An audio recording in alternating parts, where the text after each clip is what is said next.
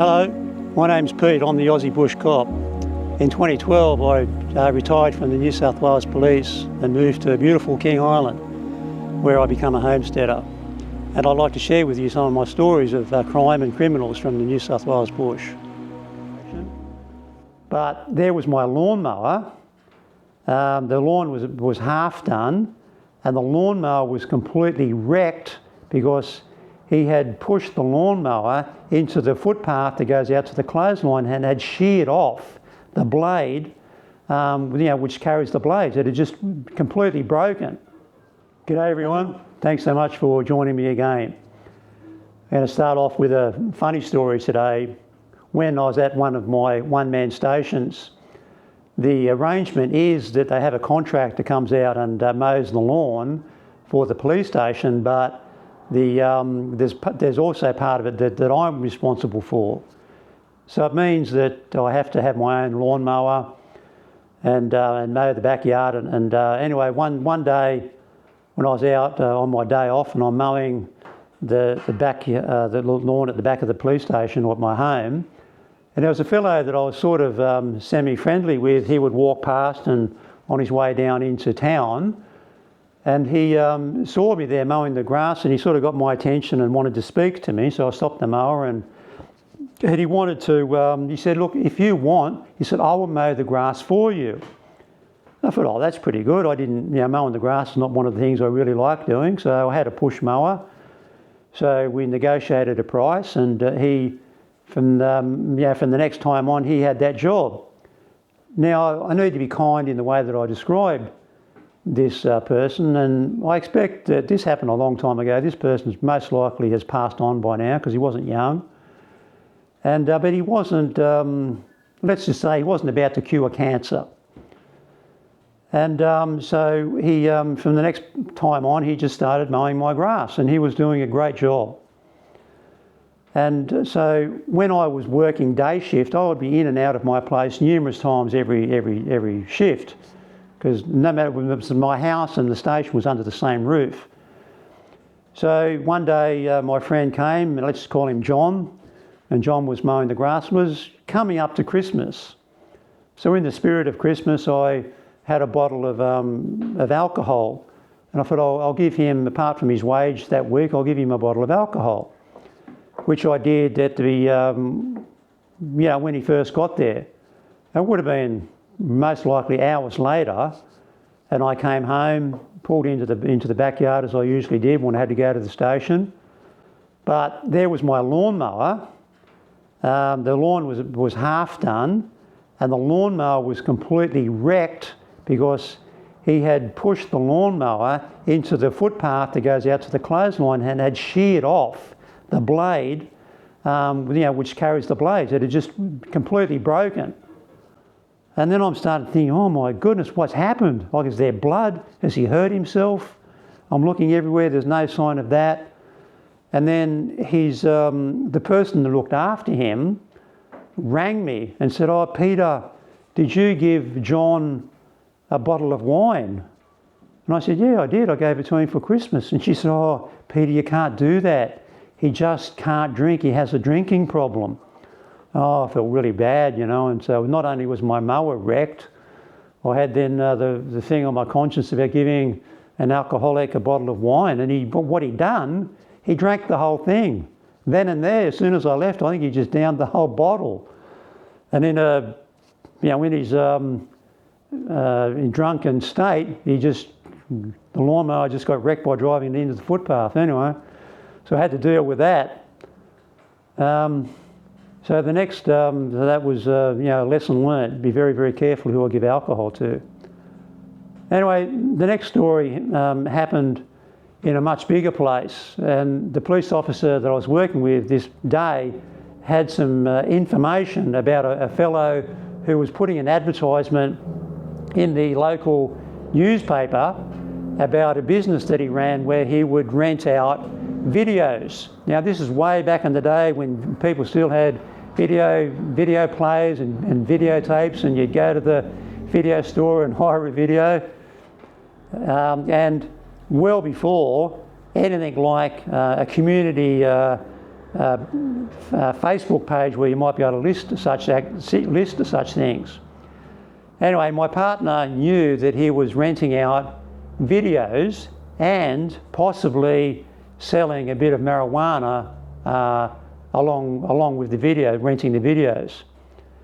So we saw this car, and under, let me test my memory, I think it might have been, I'm trying to remember the Act of Parliament that gives us permission to pull over vehicles. I can't quite remember it now. I think it's 37(4) was a criminal matter of the Crimes Act, but this is under the Drug Misuse and Trafficking Act. And it might surprise some people, you don't actually need a warrant to search a car as long as it's out on the public street. All you need is reasonable suspicion.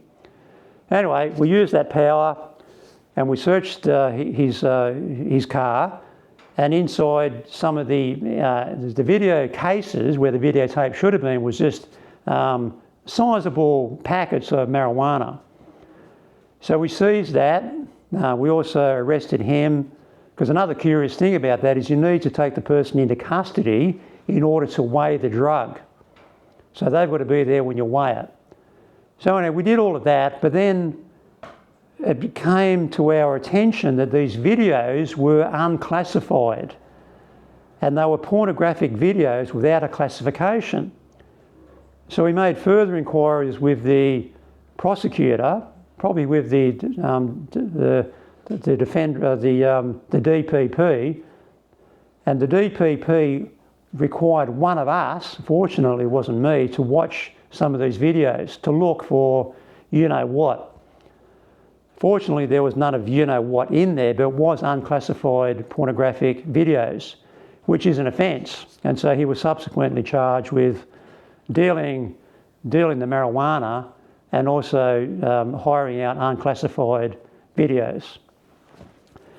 The next story is, and I can keenly remember this, a pretty common job for police is called concern for welfare. And when I was at one of my one-man stations, we had a job one night, a concern for welfare of a fellow who was living on a farm, and he had threatened to use a firearm against himself. So we were, of course, had to attend this property.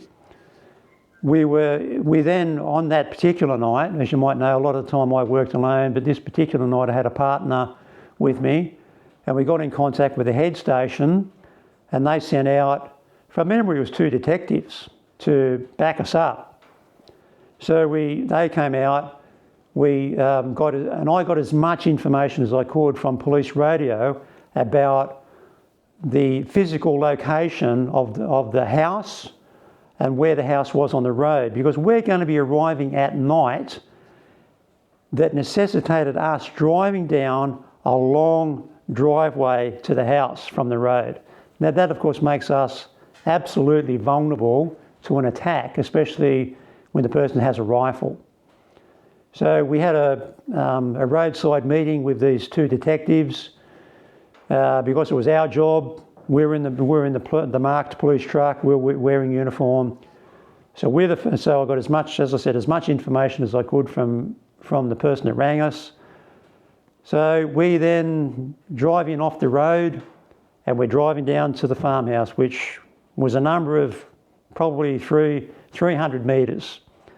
And as we went through the gate and we're ambling along the road, I remember my partner saying to me, more or less, she stated the obvious. She stated what was in my mind. She said, we could just get shot right here, right now.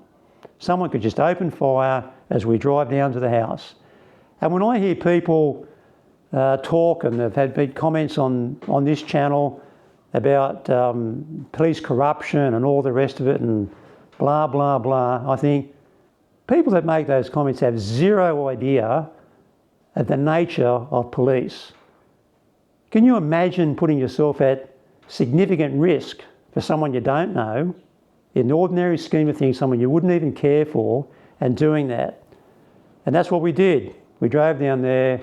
We certainly took the man into our custody so that he could go to hospital for a mental health assessment, and there was a rifle there.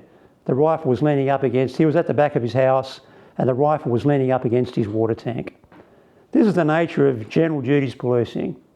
Someone's got to be the adult in the room, and someone's got to put themselves at significant risk for people you don't even like, people you wouldn't even care for, but that's just because it's the right thing to do. The last story for today is kind of funny. I think it's a bit funny, but it's also pretty dramatic. I got called to, this is in the middle of the day, I got called to a house. I was in a tiny little village, and a car had been driving through the village. This village was on a main road, and a car that was travelling through, a passenger in the car, had a health episode as they were driving through the village. I'm not going to say what the health episode was because I don't really want to identify this person. And so the driver of the car stopped, and the passenger having this health episode got out of his car and walked up through a front yard of this house and into the front veranda of this house, and started behaving in a very overtly aggressive way. And someone rang the ambulance. Now, the ambulance that first responded was in New South Wales. It's called St John's. They are not paramedics. They are the local volunteers, and they attended because essentially that's what it seemed to be, a health problem as opposed to a police one.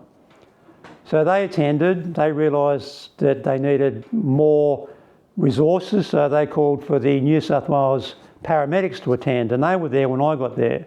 They then realised they needed some extra help, and they called the police. So I went there, and mostly I was just hanging back while the paramedics were dealing with this man. This man was probably in his 20s, a rather large man. He was stripped to the waist, and he was sweating profusely. And he then, I knew because I knew this town. I knew who lived in the house, and I knew that inside that house there was grandparents who were looking after their twin grandchildren who were quite young. And the man, let's call him the person of interest, started to then try and kick the door in to get into the house. That, of course, becomes an urgent problem because you don't want a man like that inside the house. We've got elderly people looking after twin toddlers. So then I had to engage him physically. And certainly I was very well aware of what the paramedics had said about his condition, that he wasn't capable or aware of what he was doing. But that's beside the point. He's trying to gain entry into a house where there's people, vulnerable people inside. I then had to put him on the ground, and I didn't have portable radio reception there. I had to call out to the St John's ambulance officers, get into my truck where the radio was, and just call for urgent assistance. So the police radio already knew where I was. So they got onto the radio and they just said, get here, get other police here quickly. And certainly someone was responding to that call. Then I had to put this player, as I said, I put him on the ground, and then when the paramedics were out of earshot, in my opinion, he was speaking lucidly. And he said to me, because if he stood up, he was under no misunderstanding as to what was going to happen to him if he did get up, meaning I was going to use significant force to keep him on the ground. And he said to me, and this you might think is the funny part, I thought it was funny, he said, he was screaming this, he said, you should be a policeman in Texas. Now, no disregard to Texas police, but he thought that I was using Texan policing methods to keep him on the ground. In the meantime, there was actually a highway patrol car who was expediting to my location, because when they know that police are in urgent need of assistance, they come as quick as they possibly can. And he got there. He was actually thwarted by getting there because there was a freight train shunting across the road that gave him access to the town. And anyway, I had to apprehend this bloke on my own. I put handcuffs on him. And later on, back when I was back at the head station, an inspector of police simply said to me, "Well done, Pete." Anyway, that's enough for today. Thanks for joining me and see you next time.